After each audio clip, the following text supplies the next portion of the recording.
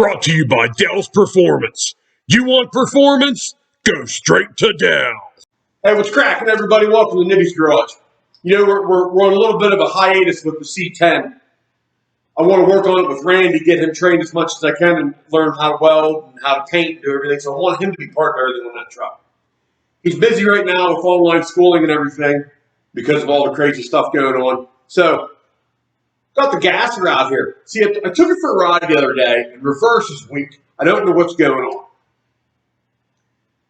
The warmer it gets, the worse it gets, and then I lose it altogether. Now, I did some I don't know what you call them, redneck tests to see if it would be the low reverse clutch pack. Now, it really pulls in all the gears, and it wants to push me when I hold the brake and put it in first gear. So I don't think it's a low reverse clutch pack. See, when I put this thing together, I started this thing 2 years ago. I had the motor completely rebuilt, and I rebuilt the transmission, all brand new parts. It sat dry for a long time, even though I soaked the clutch plates and everything. It still sat dry and didn't run for a good year and a half after it was built. So I'm hoping something stuck. Maybe there's a piece of dirt somewhere. Who knows? You know, I'm not a ace mechanic. I am a drink beer and work on my own stuff mechanic. So we're just going to see what's going on. We're going to drop the pan. We're going to drop the valve body. Take everything out and see if we can find anything, see if anything's broke. Maybe I missed something. Everybody makes mistakes. Boy, if nobody made mistakes, wouldn't this be an awesome world to live in? So come with me, man. We're going to go and tear it apart so you can figure out what's going on.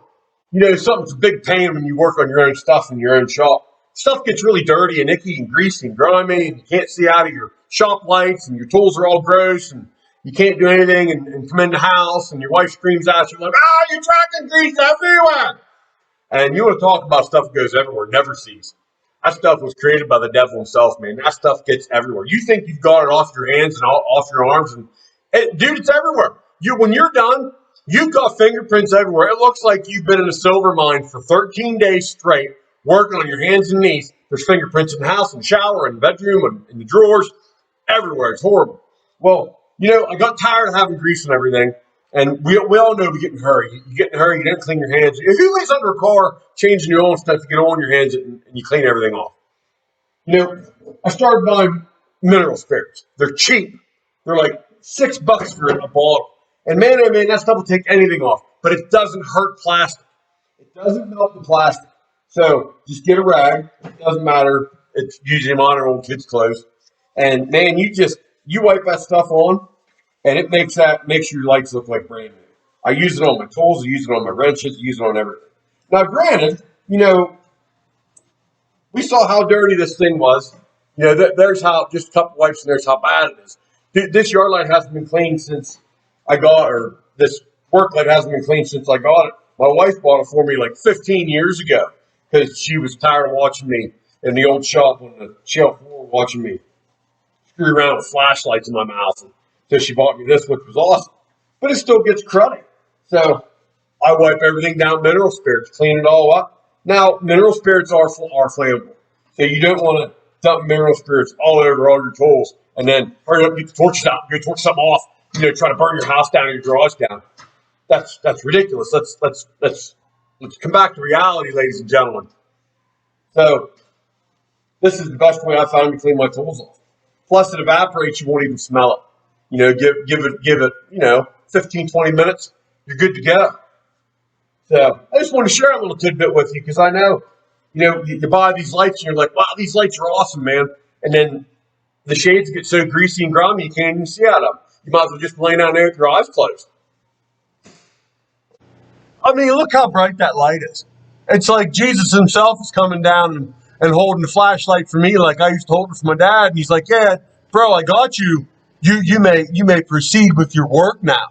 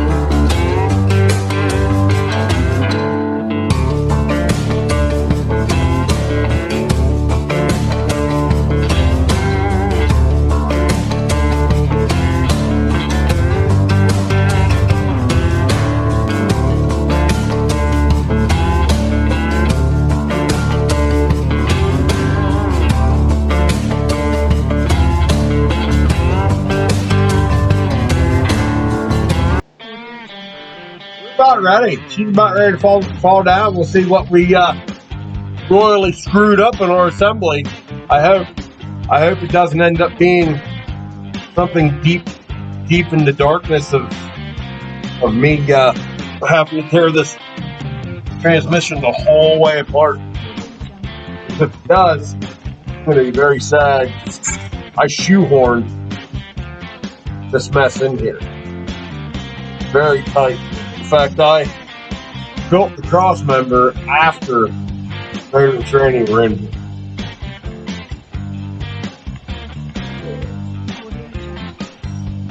But just your normal, oh, well, just pull it out and be okay. It's probably cut the cross member, grab the motor with the motor hoist, and screw with it for a good while.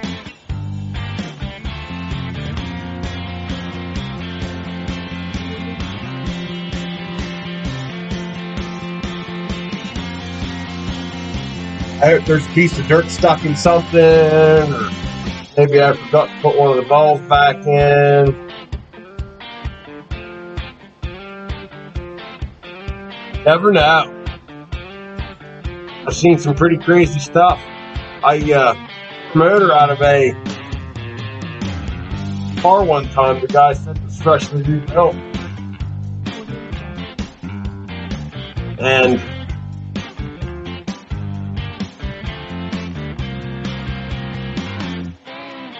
he said, I don't know, it's making noise. I don't know what's wrong with it.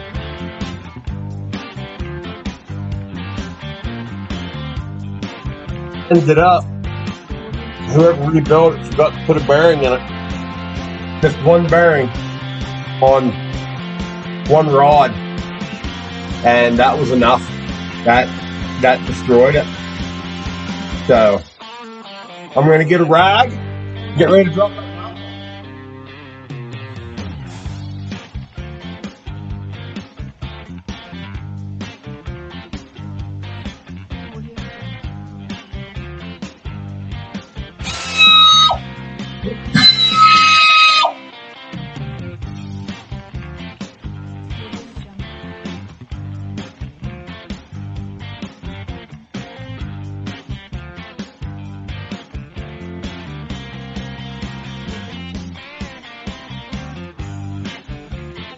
There's a spring-loaded cup.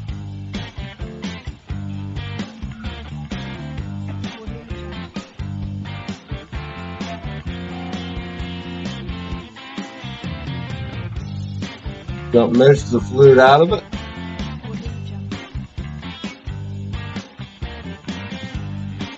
Get our rag, which is just an old pair of pants because I'm cheap and kids go out of clothes like they're going out of style.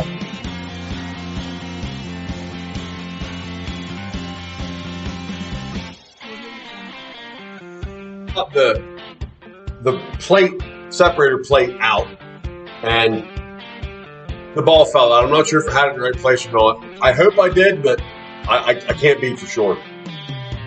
So I've decided to put two of them back in. A lot of the things I said you need these two, you need both of these. And I'll show you which two they are in the plate.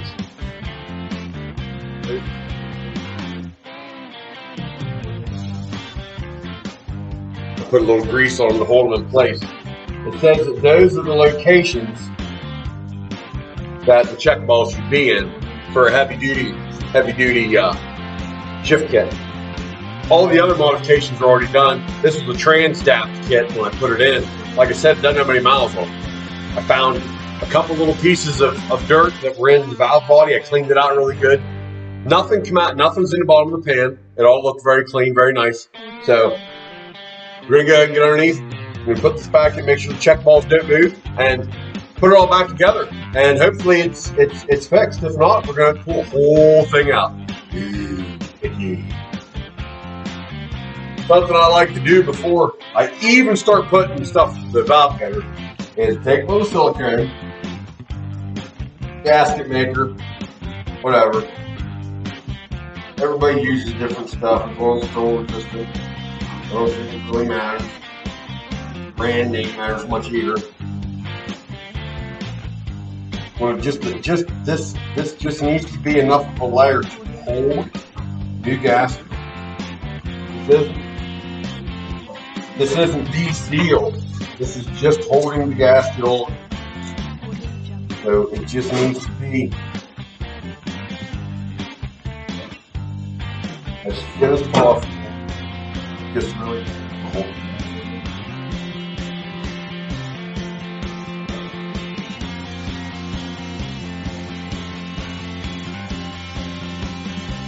You don't want any inside.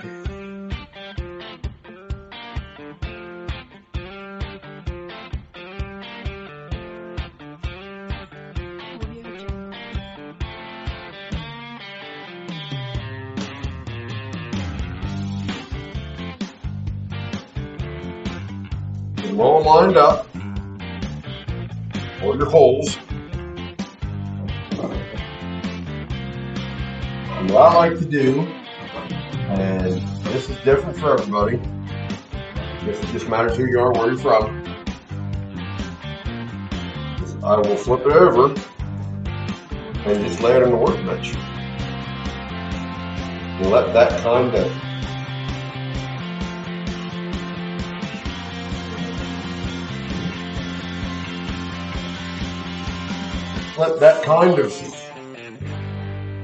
it's sticky. Make sure all your holes are lined up. Some people put bolts in them to hold them down. I mean, really, you just get all your holes lined up. Put something heavy on.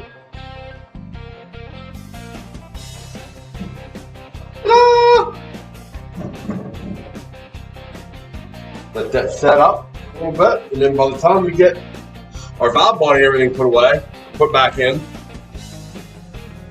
that'll be hard enough to where when you go to put it on, you can put some gasket sealer on the top and bolt it up in, and that'll hold that gasket in place instead of trying to fight the gasket. It's in the pan, it's out of the pan, now it's laying on your face. It's nicer just to have something to hold that on there to keep that gasket where it belongs. When you tighten that gasket up, that coat is so thin, it will not really be much of a sealer. The gasket's what does the sealing. That's just to hold it where it belongs until we get it under the car.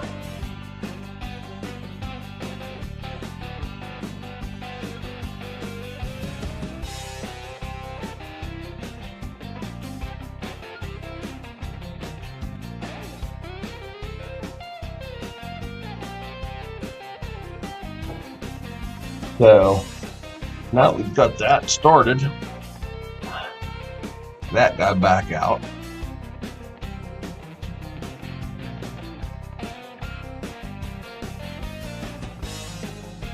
Shove him up here somewhere, out of the way for now.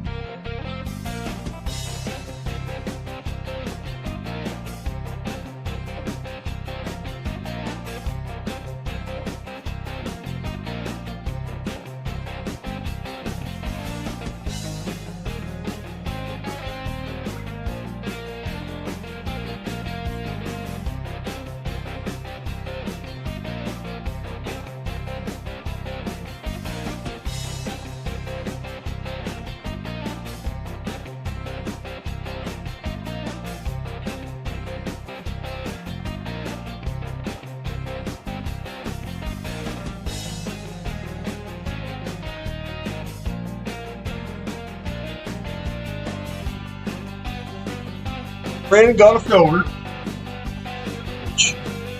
Already lost.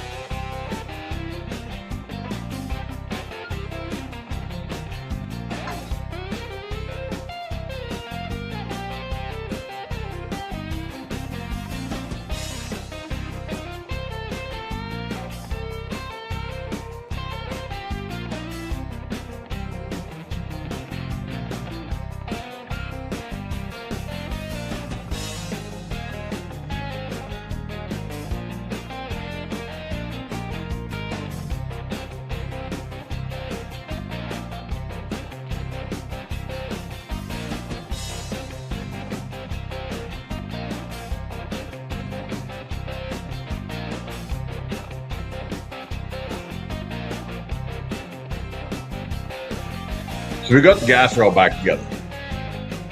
We're going to fill it up with fluid and take it for a ride. It's icky out today, so I'm not going to do it today. We'll do it here in a couple of days when it's nicer out. It's supposed to snow and sleet and be just all lovely outside.